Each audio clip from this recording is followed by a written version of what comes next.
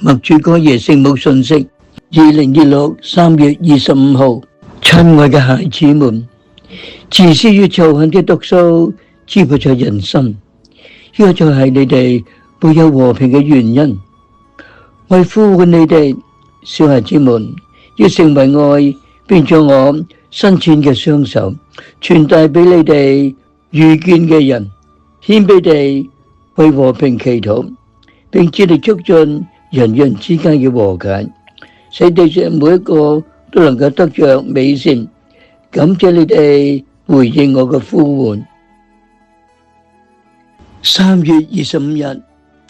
默主哥耶聖母信息點醒我哋人類，別以自私與仇恨嘅毒素滋破義人嘅心，去伸展一雙和平祈禱謙卑嘅手，去促進人與人之間嘅和解，使每個人都能夠得着真善美。聖母發出呢個信息之際，即係世界處於多事之秋，俄烏戰事仍未結束，中東地區有成戰場、戰爭、戰禍、經濟危機、能源危機不斷加劇，大家束手無策，係無法接受一個國家嘅文明隨時可以喺彈指之間被摧毀，都無法認同將婦孺老人被推去做人肉圍牆嚟擋炸彈。呢個仇恨與自私，難道自己國家嘅生命財產需要保護，其他國家人就可以成炮灰？其他國家嘅資源可以肆意掠奪，人民需要國家保護同埋尊重，而非送佢哋上戰場去送死。求主呼籲相關國家回到談判桌上，以對話同埋和平方式尋求解決方案。人需要靠謙卑和祈禱嚟消除仇恨與自私，呢個就係和平嘅人性基礎。天主造世以及創造萬物之靈嘅人類，因愛同埋良善，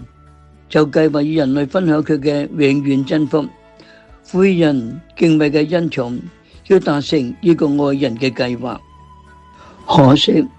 人自誇自傲，竟拒絕服從天主，不忠於天主，唔知踏邪天主，罪惡猖獗。從人有史以嚟，罪惡好早就喺我人嘅世界上猖獗。我哋都係罪人，都係罪人嘅後裔。天主子降生之前，喺天主所預定嘅日子來到之前，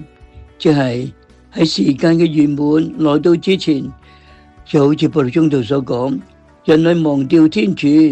都忘掉咗佢哋生活嘅目的。罪進入世間，就好似天主所預見，但天主雖然預先見到人嘅忘恩負義，仍取咗卑微嘅人性，降生成人嚟到我哋人間，受盡人間痛楚，為救贖全人類嘅罪。呢個就係何等嘅仁慈，何等嘅愛人。人不斷以仇恨、分裂、破壞同埋摧毀嚟回應佢嘅捐軀，係天主子人性內，佢現在係痛苦，人直到今天仍然執迷不悟，縱然經歷滄桑，還是罪人，但又因為佢係天主，佢仍然願意成為無限人類嘅贖價。但願等待我哋真心而徹底嘅悔改。默主哥耶聖母希望我哋因基督死而復活嘅救贖而懂得反省，決心死於罪惡，重新逾越，重享和平。復活節快樂，阿利路亞。